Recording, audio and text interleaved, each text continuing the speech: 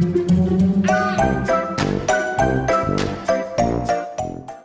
guys, Sandy here, and welcome back to the channel. Today I am going to be playing with a couple Brutus Monroe products. I have the Stencil of the month, and I also have the die of the month. The die of the month is called Floral Tree, and I'm not exactly sure what the stencil is called. I'll have it linked down below. I have an idea for an interactive scrapbooking page using this die.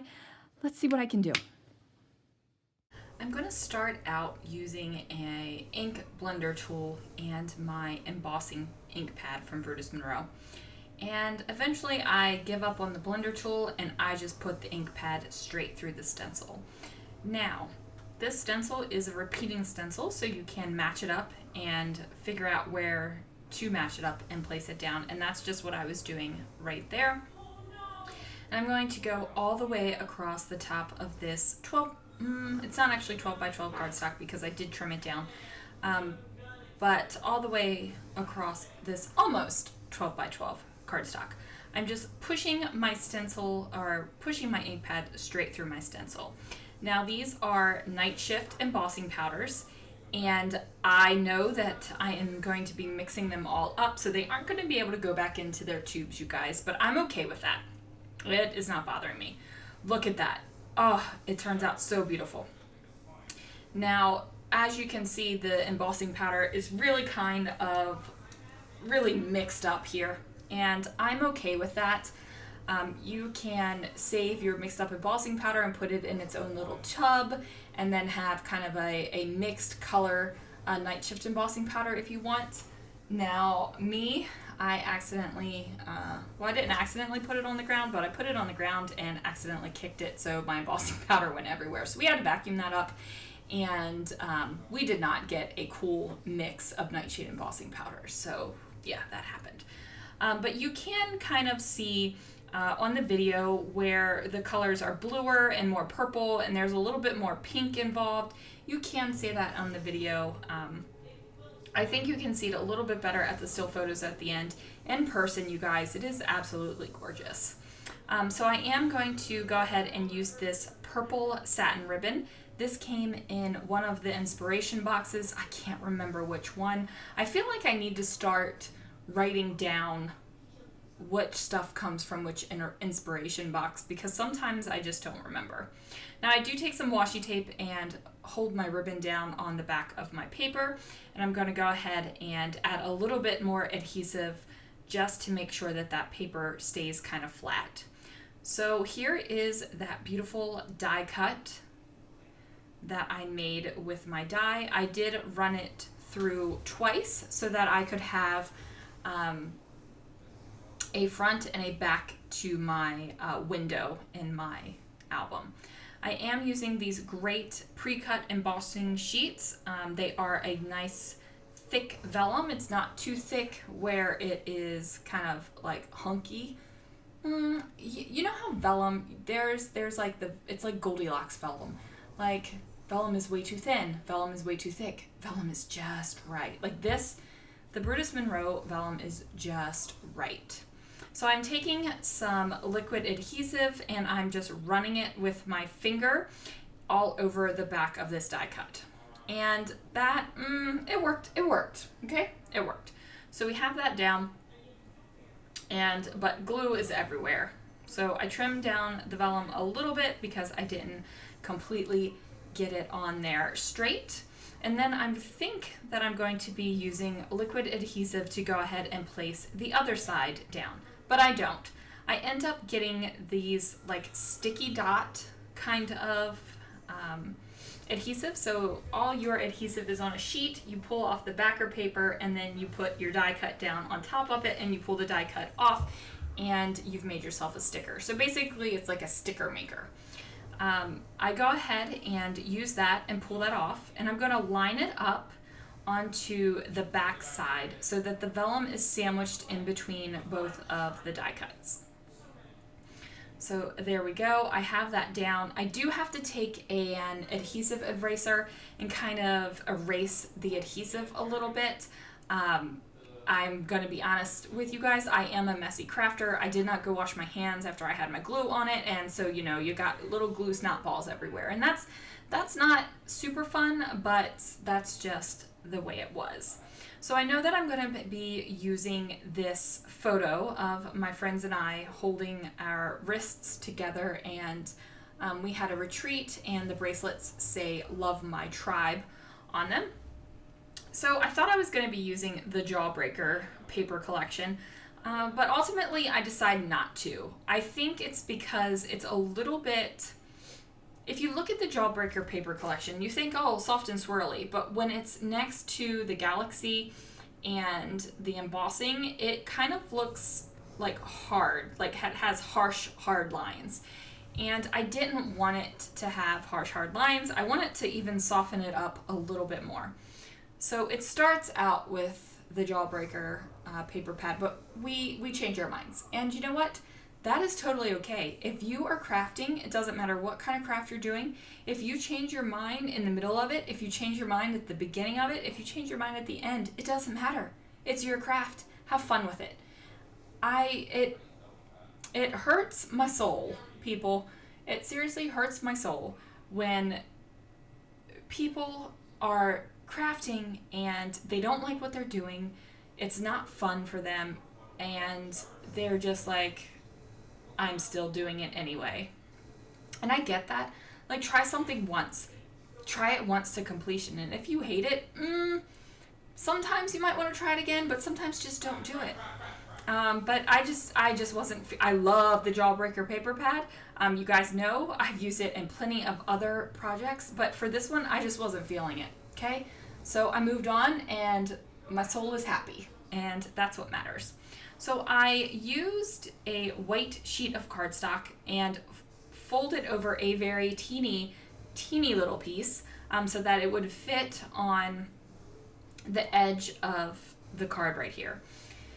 I used my pencil to just make a line where I'm going to need to kind of flip over the edge, and I do it again on the other side. I am using liquid glue for this because I figured it was going to be the easiest way to get it done. I am going to add just a little bit more adhesive to the hands though. So when you see this, you can definitely see that there is something under there, and I purposely put the photo up at the top so that you would just see the photo through the tree area.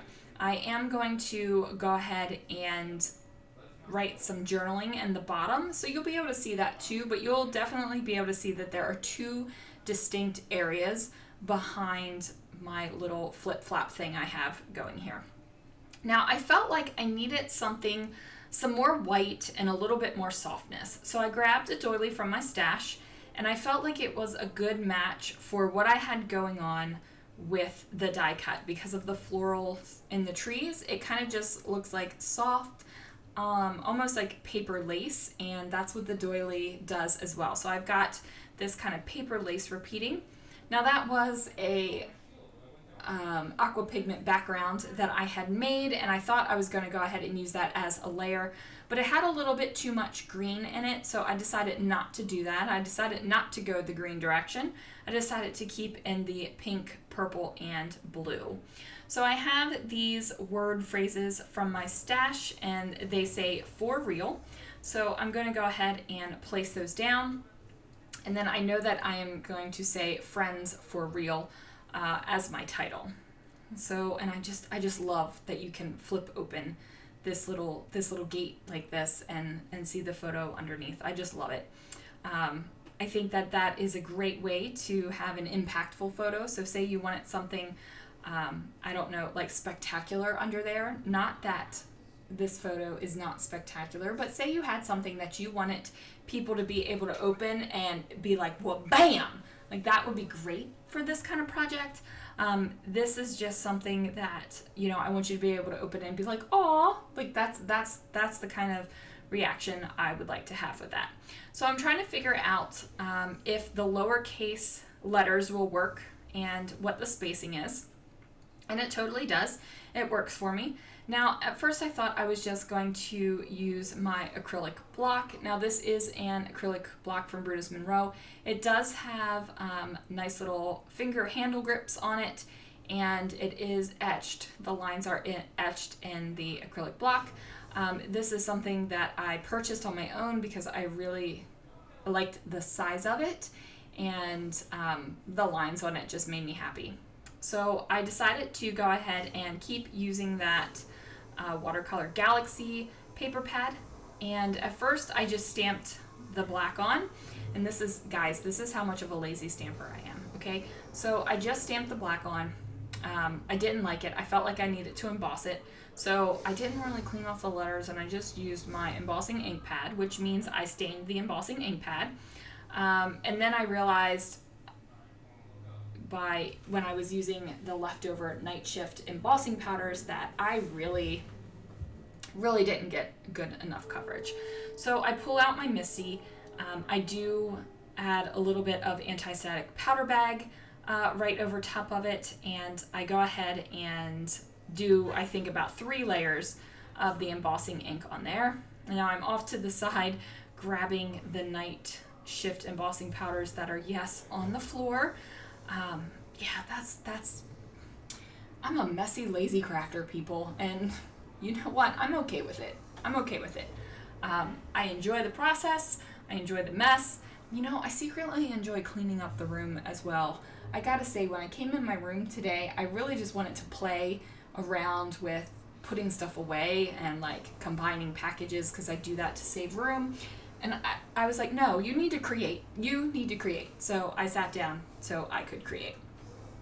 But fun fact, after this voiceover, I think I'm gonna put away some stuff. So here we go. I went ahead and fussy cut out the letters. Again, I'm just using some liquid glue to go ahead and spell out friends, and then I realized I was misspelling friends. I forgot the N, so I went ahead and switched that over, and I'm just gluing those down. So it says friends for real, and I'm going to grab the embossing ink powder again. As you can see, that is where I stained the heck out of it. But that's okay. It's not ruined, it's still working, it's just the pad is stained. So I grabbed those night shift powders on the ground one more time and just went ahead and embossed the hearts. So I'm going to place the hearts in 2 places. Usually I like to have them in 3, but I feel like with this layout I have so much going on that it really doesn't need 3 places of embellishment. And you can kind of see here that night shift embossing powder up at the top. You can see where it's more blue in some areas and more teal in some areas, and a couple different shades of purple as well. And you don't really distinctly see the pink because, guys, blue and like pink make purple, so you don't really see the pink. If I would have embossed the pink separately, you would definitely see that more, but I'm completely happy with how this turned out. So I'm using an adhesive eraser one more time because, like I said, messy, lazy scrapper, and all the glue that was on my fingers went ahead and went onto the front of the die cut there. So here we go. I'm just writing a couple of lines of journaling, and then I'm going to include the date, and that is going to do it for this layout. Thank you guys so much for watching. Be sure to click the links down below if you're interested in any of the products, and I will see you again real soon for another video.